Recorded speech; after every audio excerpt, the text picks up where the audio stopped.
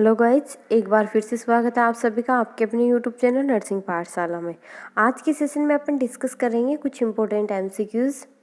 जो एमसीक्यू हैं वो बार बार एग्ज़ाम में पूछे हुए हैं। हर एक कम्पिटिटिव एग्ज़ाम में बार बार जो रिपीट होने वाले क्वेश्चन है वो अपन ने यहाँ पे इन्वॉल्व किए हैं।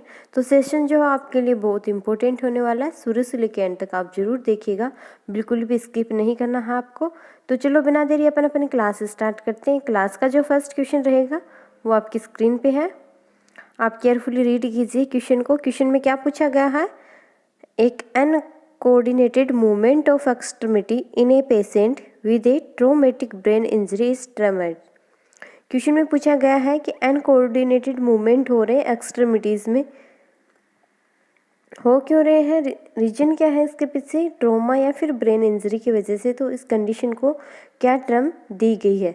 ऑप्शन अपने पास में है, option A is ataxia, option B apraxia, option C dystonia and option D is dyskinesia. तो जो अनकोऑर्डिनेशन ऑफ मूवमेंट या फिर विदाउट कोऑर्डिनेशन जो मूवमेंट है वो कंडीशन क्या होती है, वो कंडीशन होती है एटेक्सिया, जिसमें कोऑर्डिनेशन नहीं होता, जो मूवमेंट है उसमें इन कोऑर्डिनेशन देखने को मिलेगा, वो कंडीशन क्या होती है, एटेक्सिया। तो ऑप्शन ए जो होगा वो यहाँ पे करेक्ट होगा। ठीक है, नेक्स्ट क्वेश्चन पे मूव कर रहे हैं अपन। क्वेश्चन नंबर 2 क्या है, which of the following score indicate coma in a adult patient as a Glasgow coma scale. Question में पूछा गया है ग्लासगो कोमा स्केल क्या होती है। ग्लासगो कोमा स्केल एक असेसमेंट स्केल होती है जिसमें कॉन्शियसनेस जो होती है, क्लाइंट का जो कॉन्शियसनेस है वो चेक किया जाता है। क्लाइंट जो है वो सराउंडिंग इन्वायरमेंट के रिगार्डिंग कितना अलर्ट है ये देखा जाता है। तो क्वेश्चन में अपने को पूछा गया है कि इनमें से कौन सा स्कोर है वो इंडिकेट करता है कि क्लाइंट है वो कोमा में है। तो सबसे पहले अपन डिस्कस करेंगे यहाँ पे ग्लासगो कोमा स्केल के बारे में। ग्लासगो कोमा स्केल है उसमें टोटल जो मैक्सिमम स्कोर यहाँ पे रहता है वो कितना रहता है, 15 रहता है। वो किस प्रकार होता है, वो डिवाइडेड किया गया है 3 पार्ट्स में। 3 जो मेन इसमें कंटेंट शामिल किए गए हैं। फर्स्ट वन जो इसमें रहता है वो रहता है आई ओपनिंग। फर्स्ट जो कंटेंट रहेगा इसमें आई ओपनिंग या फिर आई रिस्पॉन्ड के अकॉर्डिंग अपन क्या करते हैं, स्कोरिंग करते हैं। सेकंड इसमें कंपोनेंट रहता है वो वर्बल रिस्पॉन्स रहता है। नेक्स्ट जो कंपोनेंट रहता है वो रहता है मोटर एक्टिविटी से रिगार्डिंग, मोटर रिस्पॉन्ड रहता है। इनमें भी सब टाइप दिए हैं जो कि अपन नेक्स्ट सेशन में डिस्कस करेंगे, जहाँ पे कम्प्लीटली अपन ग्लासगो कोमा स्केल पढ़ेंगे। तब यहाँ अपन डिस्कस कर रहे हैं कि आई ओपनिंग, वर्बल रिस्पॉन्ड और मोटर एक्टिविटी के अकॉर्डिंग क्या किया गया है, स्कोरिंग दी जाती है जो भी क्लाइंट है उसको, और उसका जो अवेयरनेस है वो चेक किया जाता है। मैक्सिमम स्कोर यहाँ पे रहता है 15 जो, और मिनिमम स्कोर रहता है 3। क्वेश्चन में अपने को पूछा गया है कि कोमा की कंडीशन है तो वहाँ पे आपको इनमें से कौन सा स्कोर है वो देखने को मिलेगा। तो इंटरप्रिटेशन जब अपन बात करें ग्लासगो कोमा स्केल की, तो इंटरप्रिटेशन ये रहती है कि अगर अपने पास में फाइंडिंग 15 आती है तो वहाँ पे हम क्या बोलते हैं, क्लाइंट है वो फुल्ली अवेक है सराउंडिंग इन्वायरमेंट के रिगार्डिंग, यानी फुल्ली वो कॉन्शियस है। अगर अपने पास में 13 एंड 14 स्कोरिंग आता है तो वो कंडीशन होती है माइल्ड इंजरी की। अपन बोल सकते हैं कि सम वोट डेविएशन है, बट वहाँ पे वो कोई कोमा की कंडीशन को लीड नहीं करेगा। अगर स्कोर आता है 9 to 12 है तो वहाँ पे मॉडरेट इंजरी होने के चांसेस रहते हैं, बट स्कोर 8 और लेस देन 8 होगा तो वो कंडीशन इंडिकेट करती है कि क्लाइंट है वो कोमा की कंडीशन में है। ठीक है, तो अपने को क्वेश्चन में यही पूछा गया है कि कोमा की कंडीशन है उनमें से कौन सा स्कोर देखने को मिलेगा। तो अपन इसमें से फाइंड आउट करेंगे 8 और बिलो 8 स्कोर। तो ऑप्शन डी जो है वो बिलो 8 है, यानी कि 5 दे रखा है, तो ऑप्शन डी जो है यहाँ पे करेक्ट होगा। ठीक है, बाकी अपन ऑप्शन की बात करें तो 12 जो है वो मॉडरेट इंजरी को शो करता है, 9 to 12 है, और 0 स्कोर जो है वो पॉसिबल नहीं है ग्लासगो कोमा स्केल में, बिकॉज जो मिनिमम स्कोर रहता है वो क्या 3 रहेगा यहाँ पे। ठीक है, नेक्स्ट क्वेश्चन पे मूव कर रहे हैं अपन अभी। Which of the following substance can lead to neurological injury in a newborn as a kernicterus. Option अपने पास में है bile salt, option B unconjugated bilirubin, option C is conjugated bilirubin and option D is none of this. तो question में अपने को पूछा गया है कि इनमें से कौन सा जो सबस्टांस है उसकी वजह से न्यूरोलॉजिकल इंजरी होती है और न्यूबॉर्न में कर्निकटेरस कोज कर सकता है। तो सबसे पहले अपने को पता होना चाहिए कि कर्निकटेरस टर्म है वो क्या है, कर्निक टर्म यूज़ में उस कंडीशन में ली जाती है जब ब्रेन जो टिश्यू है उनमें डिपोजिशन होना स्टार्ट हो जाता है किसका, अनकॉन्जुगेटेड बिलिरुबिन। तो जो अनकॉन्जुगेटेड बिलिरुबिन है अगर वो ब्लड ब्रेन बैरियर को क्रॉस करके ब्रेन टिश्यू वहाँ पे डिपॉजिट होना स्टार्ट हो जाता है तो उस कंडीशन को अपन बोलते हैं कर्नी इक्टेरस। तो यहाँ पे जो सबस्टांस अपने को फाइंड आउट करना था वो क्या है, अनकॉन्जुगेटेड बिलिरुबिन। ऐसा होता क्यों है, क्योंकि जो अनकॉन्जुगेटेड बिलिरुबिन है वो वाटर सोल्यूबल नहीं होता है। वाटर सोल्यूबल ना होकर क्या होता है, लिपिड सोल्यूबिलिटी इसमें देखने को मिलती है। वाटर सोल्यूबल अगर होगा तो उस कंडीशन में क्या होगा, वाटर सोल्यूबल होता है कॉन्जुगेटेड बिलिरुबिन, तो वो क्या करेगा, वो स्टूल और यूरिन के थ्रू पास आउट हो जाता है। But unconjugated bilirubin water soluble न होकर लिपिड सोल्यूबल होता है और वो ब्लड ब्रेन बैरियर को क्रॉस कर सकता है और उसकी वजह से वो ब्रेन में डिपॉजिट होना स्टार्ट कर देता है और उस कंडीशन को अपन बोलते हैं कर्नी इक्टेरस। ओके, मेनली ये जो न्यूबॉर्न्स हैं उनमें देखने को मिलता है और जो लेवल है वो अप टू 25 mg भी देखने को मिल सकता है। एक डेंजरसफुल सिचुएशन जो है वो यहाँ पे देखने को मिलती है because of the deposition of the unconjugated bilirubin. Next question पे अपन मूव कर रहे हैं। नेक्स्ट क्वेश्चन क्या है, number of the spinal nerve है। Option A is 28 pair, option B is 30 pair, option C is 31 pair and option D is the 33 pair. तो यहाँ पे इस क्वेश्चन को लोन करने का मतलब यही है कि अपन कन्फ्यूज हो जाते हैं वर्टिब्रास एंड स्पाइनल नर्व में। तो यहाँ पे स्पाइनल नर्व के बारे में पूछा गया है कि स्पाइनल नर्व के टोटल नंबर कितने होते हैं, तो वो कितने होते हैं, 31 पेयर। किस प्रकार से डिवीजन होता है उसका, फर्स्ट अपन बात करें तो सबसे पहले अपन बात करेंगे सर्वाइकल नर्व की। सर्वाइकल नर्व जो देखने को मिलेगी कितनी होगी, टोटल 8, बट वर्टिब्रास कितनी होती है, 7 ही होती है। ओके, नेक्स्ट अपन बात करें थोरेक्सिक। तो थोरेक्सिक जो स्पाइनल नर्व होगी वो कितनी होगी, 12 पेयर, साथ में वर्टिब्रा भी 12 होती हैं। नेक्स्ट है लंबर, जो लंबर है वो कितनी होगी, 5 स्पाइनल लंबर जो नर्व होगी। नेक्स्ट है सेक्रल, सेक्रल कितनी होगी, 5, और लास्ट जो होगी वो होगी कॉक्सिजियल, वहाँ पे कितनी है, ओनली 1 पेयर। तो टोटल अपने पास में 31 पेयर किसके मिलेंगे, स्पाइनल नर्व के मिलेंगे। ओके, नेक्स्ट क्वेश्चन क्या है, a client undergone the spinal anaesthesia, the nurse should immediately position the client in which. Question position से रिलेटेड है। क्वेश्चन में पूछा गया है कि एक क्लाइंट है, उसको क्या दिया गया है, स्पाइनल एनेस्थेसिया दिया गया है। तो आफ्टर एनेस्थेसिया क्लाइंट को कौन सी पोजीशन यहाँ पे प्रोवाइड करनी है। ऑप्शन ए है फ्लैट और supine position, option B is the lateral position, option C is the prone position and option D is the dorsal position. कई बार एग्जाम में पूछा हुआ क्वेश्चन है, बहुत बार पूछा गया है। तो यहाँ पे अपन जो स्पाइनल एनेस्थेसिया देने के बाद में क्लाइंट को हमेशा फ्लैट और सुपाइन पोजीशन में ही रखेंगे। फ्लैट और सुपाइन पोजीशन में रखने से बेनिफिट क्या होगा, बेनिफिट जो रहने वाला है वो सीएसएफ का जो प्रेशर है उसको इक्वलाइज करना होता है। सीएसएफ के प्रेशर के साथ अगर आप छेड़छाड़ करोगे उसकी वजह से क्या होगा, हेडेक होने के चांसेस यहाँ पे ज़्यादा रहते हैं। तो अपन यहाँ पे सुपाइन पोजीशन या फ्लैट पोजीशन में रख के जो सीएसएफ का प्रेशर है उसको इक्वलाइज करेंगे, जिससे हेडेक होने के चांसेस क्या करेंगे, मिनिमाइज करेंगे। ओके, नेक्स्ट क्वेश्चन क्या है, Which of the following term refer to weakness of the both leg and lower part of the trunk?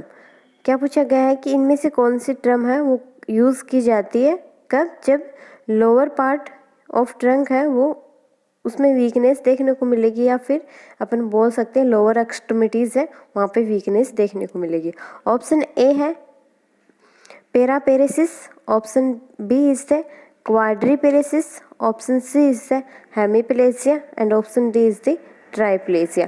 तो यहाँ पे अपने पास में 2 टर्म रहती है। फर्स्ट वन जो रहती है वो होती है प्लेजिया एंड सेकेंड वन जो रहती है वो रहती है पेरेसिस।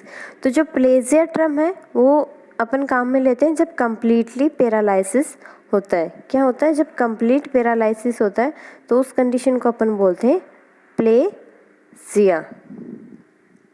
ओके, और जो पार्शियली अगर पैरालिसिस होगा तो उस कंडीशन को अपन बोलते हैं पेरेसिस। पार्शियली अपने को पैरालिसिस देखने को मिलेगा, उस कंडीशन को पेरेसिस बोलते हैं। अब बात करते हैं बाकी अदर टर्म्स की। तो अदर टर्म्स क्या है, अगर अपने पास में हेमी दे रखा है तो हेमी का मतलब होता है टू से रिलेटेड। अगर हेमीप्लेजिया दे रखा है तो उसका मतलब क्या है कि दो एक्सट्रीमिटीज़ में डेविएशन है, चाहे वो एक अपर एक्सट्रीमिटी हो एक लोअर एक्सट्रीमिटी हो, वन साइड जो है वहाँ पे आपको डेविएशन देखने को मिलेगा। बट आपके पास हेमीपेरेसिस देखने को मिलेगा तो उस कंडीशन में क्या है, वीकनेस है हाफ ऑफ द बॉडी में। हेमी का मतलब होता है हाफ ऑफ द बॉडीज में डेविएशन है। प्लेजिया दे रखा है तो मतलब क्या, कंप्लीटली पैरालिसिस है। अगर पेरेसिस दे रखा होता, हेमी पेरेसिस दे रखा होता तो उस कंडीशन में क्या इंडिकेट करता, उस कंडीशन में इंडिकेट ये करता है कि वीकनेस है वन साइड की बॉडी में या फिर पार्शियली पैरालाइज है। ट्राइप्लेजिया का मतलब क्या है, जो टोटल 3 एक्सट्रीमिटी है वो वहाँ पे डेविएटेड है। क्वाड्रिप्लेजिया का मतलब क्या होता है, क्वाड्री का मतलब क्या, क्वाड्र का मतलब क्या होता है 4, क्वाड्री का मतलब क्या होता है, क्वाड्रिप्रेसिस का मतलब होता है वीकनेस है चारों ही एक्सट्रीमिटीज़ में या फिर पार्शियली पैरालिसिस है। और अगर यहाँ पे टर्म दे रखी होती क्वाड्रिप्लेजिया तो उसका मतलब क्या होता, कंप्लीटली पैरालिसिस है 4 एक्सट्रीमिटीज़ में, यानी दोनों हैंड और दोनों लेग है वो पैरालाइज है। क्वेश्चन में अपने को पूछा गया है कि जो बोथ लेग यानी बोथ लोअर लेग जो होते हैं, उन लोअर एक्सट्रीमिटीज़ जो होते हैं उनमें डेविएशन है तो उस कंडीशन को क्या बोलते हैं। बट यहाँ पे कंडीशन अपने पास में दे रखी है वीकनेस, न कि टोटली पैरालिसिस के बारे में पूछा है, तो वो कंडीशन क्या होगी, पेरेसिस। याद करने के लिए आप ये ध्यान में रख सकते हो, लेग को अपन बोलते हैं पैर, ओके, और पेरेसिस यहाँ पे भी क्या आ रहा है, पैरा यानी पैर, याद रख सकते हो आप। डेविएशन क्या है, पैरों में डेविएशन है, यानी बोथ लेग्स में डेविएशन है तो उसको अपन क्या बोलते हैं, पेरेसिस। अगर पैराप्लेजिया होता तो टोटली क्या होता, वहाँ पे पैरालिसिस देखने को मिलता, नहीं कि वहाँ पे वीकनेस। ठीक है, समझ आया होगा। अगर आपको कोई डाउट है तो आप कमेंट बॉक्स में कमेंट कर सकते हो। नेक्स्ट क्वेश्चन पे मूव कर रहे हैं अभी अपन। Which of the following is false regarding the drug nitroglycerin. इनमें से सारे स्टेटमेंट हैं वो नाइट्रोग्लिसरीन के रिगार्डिंग है वो सही है, एक्सेप्ट वन, यानी एक को छोड़ के। जो फॉल्स है वो अपने को यहाँ पे आइडेंटिफाई करना है। ऑप्शन क्या है, before taking drug drink sip of water, यानी ड्रग लेने से पहले आपको जो क्लाइंट है उसको सिप ऑफ वाटर प्रोवाइड करना है, बिल्कुल, जिससे क्या होगा, इजी होगा, इंसेशन जो होगा, इंजेक्शन जो होगा वो इजी होगा, जो मेडिसिन है उसका। The drug administration through the sublingually route, जो नाइट्रोग्लिसरीन है वो सबलिंगुअली रूट से दी जाती है या फिर स्प्रे के थ्रू दी जाती है, तो सबलिंगुअली रूट के थ्रू दी जाती है, तो ये भी स्टेटमेंट यहाँ पे क्या है, करेक्ट है। नेक्स्ट है, इट इज़ है ना फोटोसेंसिटिव, बिल्कुल जो एंटीजी होती है वो फोटोसेंसिटिव ड्रग होती है। नेक्स्ट स्टेटमेंट दे रखा है, nitroglycerin is a vasoconstrictor drug, बिल्कुल नहीं, ये एक वेसो डायलेटेड ड्रग होती है जो ब्लड वेसल्स है उसको डायलेट करती है, तो ये वेसो कंस्ट्रिक्टर ड्रग के अंदर नहीं आती। ये स्टेटमेंट क्या है, यहाँ पे फॉल्स है और अपने लिए करेक्ट ऑप्शन नंबर डी हो जाएगा। ठीक है, नेक्स्ट क्वेश्चन है, एंटीडोट फॉर हिपेरिन इज, बहुत बार पूछा गया है ये क्वेश्चन भी। हिपेरिन का एंटीडोट क्या है, एग्जाम में या तो हिपेरिन का एंटीडोट पूछा जाता है या फिर वारफेरिन का एंटीडोट पूछा जाता है। मोस्टली इन दोनों में से एक का क्वेश्चन आपको मोस्ट ऑफ एग्जाम में मिलता है। ऑप्शन ए है calcium gluconate, option B is the magnesium sulphate, option C is the protamine sulphate and option D is the vitamin K. तो हिपेरिन जो है उसका एंटीडोट रहता है वो क्या रहता है, प्रोटामिन सल्फेट। ऑप्शन सी जो होगा वो यहाँ पे करेक्ट होगा। नेक्स्ट अपन बात करें विटामिन की, तो ये किसका होता है, वारफेरिन का होता है। वारफेरिन का जो एंटीडोट रहता है वो क्या रहता है, विटामिन के रहता है। मैग्नीशियम सल्फेट का जो एंटीडोट रहेगा वो रहेगा कैल्शियम ग्लूकोनेट। ओके, ये दोनों अल्टरनेटिवली रहते हैं, एक दूसरे के एंटीडोट की तरह वर्क करते हैं। समझ आया।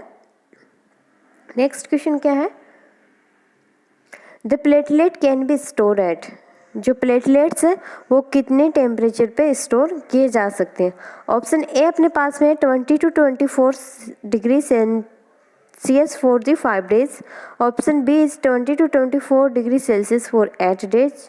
Option C is 4 to 8 degree Celsius for 5 days and option D is 4 to 8 degree Celsius for 8 days। तो जो प्लेटलेट है वो स्टोर किए जाते हैं 20 to 24 डिग्री सेल्सियस, यानी कि जो रूम टेम्परेचर है उस पर अपना प्लेटलेट है उसको स्टोर कर सकते हैं। कितने दिन के लिए? 5 days के लिए। तो ऑप्शन ए जो होगा वो यहाँ पे करेक्ट होगा। एग्जाम में कई बार पूछा गया क्वेश्चन जो है वो है प्लेटलेट के रिगार्डिंग, क्योंकि प्लेटलेट रूम टेम्परेचर पर अपन स्टे कर सकते हैं। जो ब्लड टेम्परेचर रहता है वो डिफरेंट रहता है, बट प्लेटलेट टेम्परेचर है वो डिफरेंट रहता है। ब्लड टेम्परेचर जो स्टोरेज रहता है वो -2 to -4 रहता है या फिर 4 to 8 रहता है। वो डिपेंड करता है कि अपन होल ब्लड को स्टोर कर रहे हैं या फिर जो RBCs है उनको एक स्टोर कर रहे हैं। बट प्लेटलेट को हमेशा अपन रूम टेम्परेचर पे ही स्टोर करके रखते हैं। ठीक है,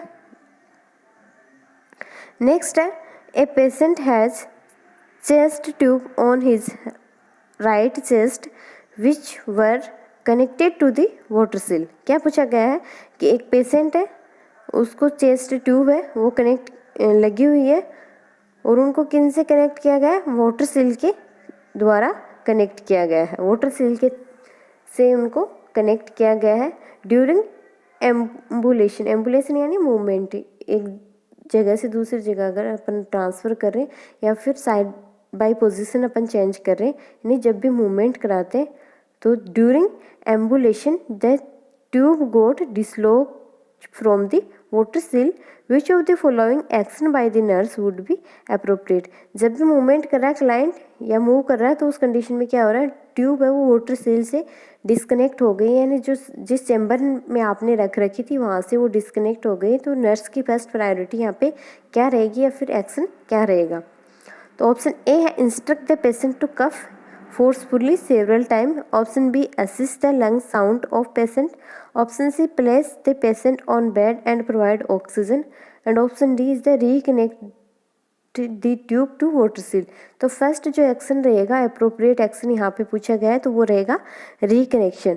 जो भी ट्यूब डिसलोकेट हुई है वाटर सील से उसको अपने को क्या करना है? वापस से कनेक्ट करना है ताकि अपन एयर जो है उसकी एंट्री को यहाँ पे प्रिवेंट कर सकें। क्लाइंट को कभी भी अपन कफ करने के लिए नहीं बोलेंगे। अगर अपन क्लाइंट कफ करता भी है तो उसको अवॉइड करने के लिए बोलेंगे, बिकॉज कफिंग से क्या होगा? एयर जो एंट्रेंस है चेस्ट में वो बढ़ने के चांसेस और भी ज़्यादा बढ़ जाते हैं। ठीक है, नेक्स्ट अपन एक्शन यहाँ पे लेने वाले हैं। नेक्स्ट ऑप्शन अपने पास में क्या है? Lungs sound.